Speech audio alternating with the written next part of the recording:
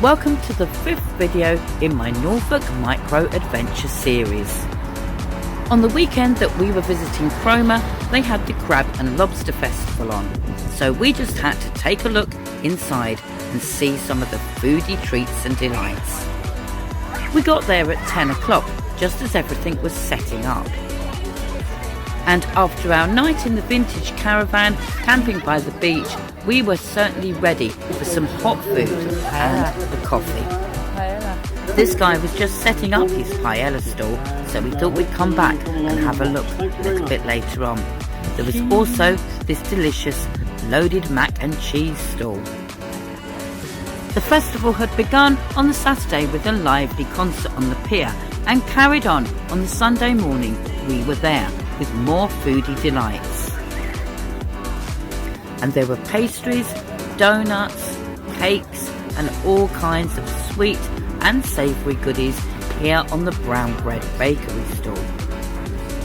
The Crab and Lobster Festival is held every year here in Cromer. Not only are there many artisan food stalls, there are also stalls raising money for charity and small business stalls selling arts and crafts. There's cosmetics and there's jewellery and toys for the children too. It was great to get here before the crowds and have a good look at all the stalls before it got too busy. We didn't know anything about this festival when we booked our trip to Cromer, so it was a great coincidence that it happened to be on at the weekend when we visited. That's where the bubbles were coming from yesterday. Yeah.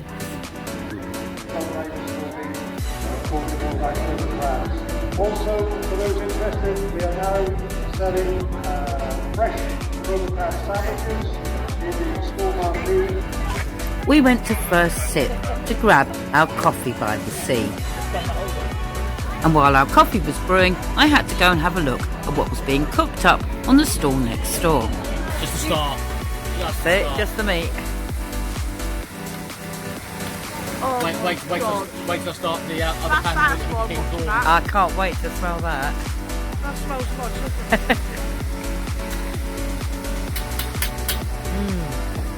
Smell the olive oil.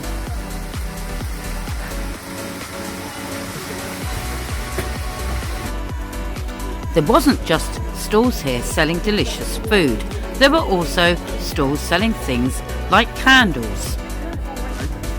Like the Wickham's Candle Company from Mundersley in Norfolk. There was also the Cromer Kitchen with jams and chutneys. And of course, where was I going to find my partner? On a stall that sells toys and collectibles. For the more spiritual among us, there was a gorgeous collection of crystals. And I found some flints and fossils too, which are often found in Norfolk in this area, and some lovely historical looking pocket watches.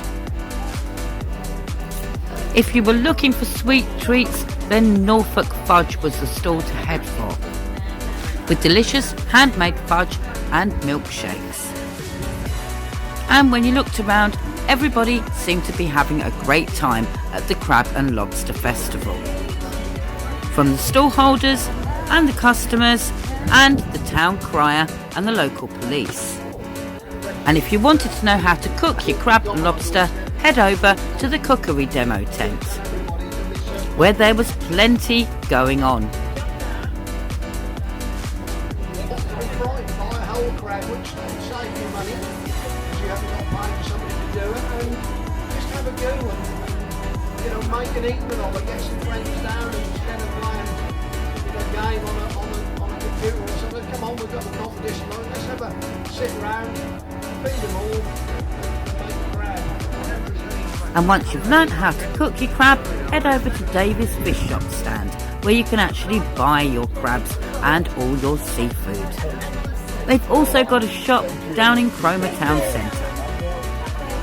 And if you only do one thing in Cromer, you have to taste the Cromer crab. And once you've eaten all of that delicious Cromer crab, You might get some inspiration on what to do with the shells if you go into the tent next door, which housed exhibitions from the local museum and local artists, like this guy who paints on crab shells. His work was absolutely immaculate and beautiful, and it's all scenes of Cromer. There was also a great exhibition from the Cromer Museum, and being an amateur historian who was visiting the area, I just had to have a look at what was on the notice boards. We didn't have time to visit the museum, but some of the things that I read were really useful, especially when I'd walked around the town, seen the buildings and wanted to learn more about them.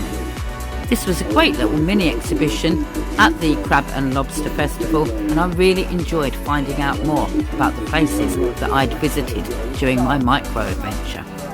I also found it really fascinating discovering stories about people like Alfred Savin and the fossil collectors.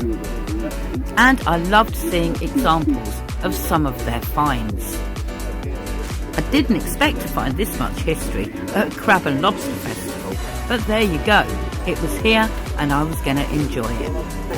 I also discovered the story of Olive Edis, a remarkable female pioneering photographer who worked in Cromer, had a professional studio in Sheringham at the turn of the 20th century. She also documented women's services during the First World War on the Western Front, and she took photographs of local fishermen.